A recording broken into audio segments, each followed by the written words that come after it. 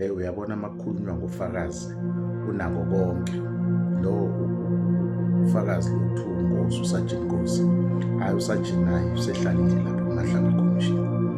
empeleni usewuqedile u-60 years elapha nje efakaza akekho ufakazi usedonsa isikhathi eside kangaka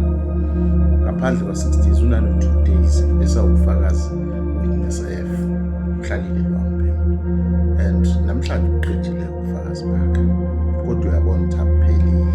sekukhathele wonke umuntu manje ukhathele naye nekhomishana nekhathele nayo uyabona nje ukuthi hayi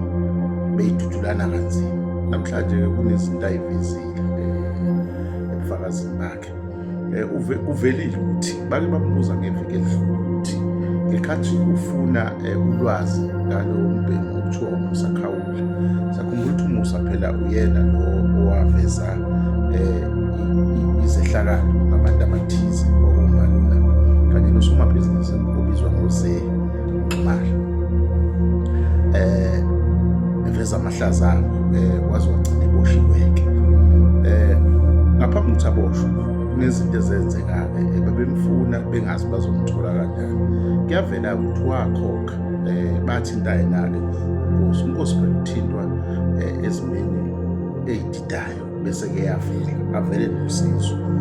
bamthintile ukuthi isitholele le ntwana le sifuna ukuthi ize ngaphambili yena wathola intatheli ethize ebizwa ngoNatasha Phiri yaka-SABC yamdayisela-ke inamba kaMusa Khawula ila kuvela khona-ke ney'ntatheli ukuthi hayi khona nazo ziyakheshapha laphana ntobugebengu bukhona eSouth Africa ukuphikile-ke isikhathi eside kodwa namhlanje hhayi ugoqa ubufakazi esevuma ukuthi hhayi wakhokha kwakuyiyona ndlela yokubonga le ukuthi uthole nayo inamba wakhokha ngalo usuku olufanayo mhlawumbe-ke noNatasha lo ngelinye ilanga kufanele avele la ngaphambi kwalesi sigungu lesi akuphelanga lapho bambuzile-ke ngesikhwama lesaziwa ngaso abonakala eyosilanda emzini ka-Katie Mlifi ukuthi sasinani ayiwaqala-ke indoda yangena phansi siyenza lezi zinto zayo zamanga ukuthi hhayi laphana mina ngangiyolanda iy'mpahla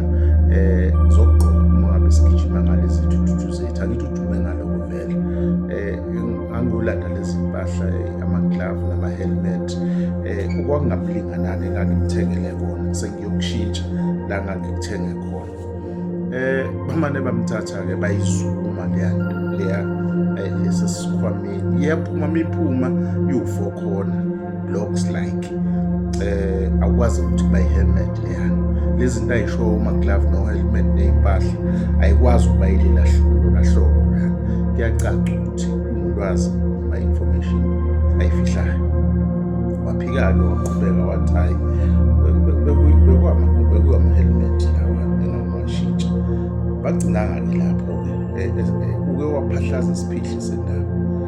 ngoba uVusumuzi Mahlala kukhona engafikanga khona ishutheka le mali yakhe nje ethambisa yenza yonke into futhi kwangena ucingo ngenye imini oluphuthumayo elithi shesha nekhadi lami elimnyama kunamakhadi-ke ucingo liqhamuka lapha uVusumuzi Mahlala kunamakhadi ikhadi elalihlala noma elalikuyona le ndoda siyazi ukuthi uyasebenza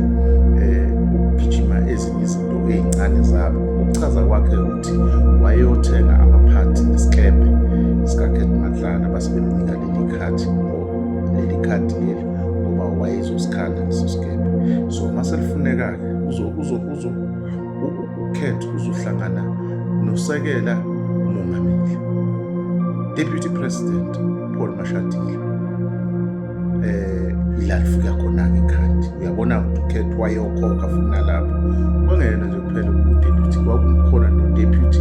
Commissioner wezolonke uShadrack Spear ngabuye kube ubani owayekhona kulowo mhlangano ya usekela ukhomishana wayekhona ezohlangana naye uKate Mahlala leya ndoda ziningi iy'gameko zayo ey'bikayo kodwa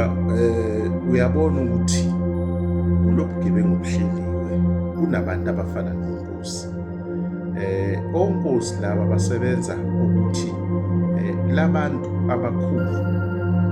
bangahlangani noma bangafonelani ukuze kudukwe information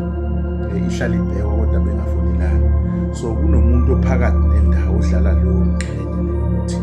yonke into eyenzakalayo ibamba kuyena. So ngeke uthole ukuthi kukhona la behlangana khona, ingakho kubalula ukuthi baphikane bethi abazani nayo yonke lento ngoba abahlangani. Ukuze bahlangane fanele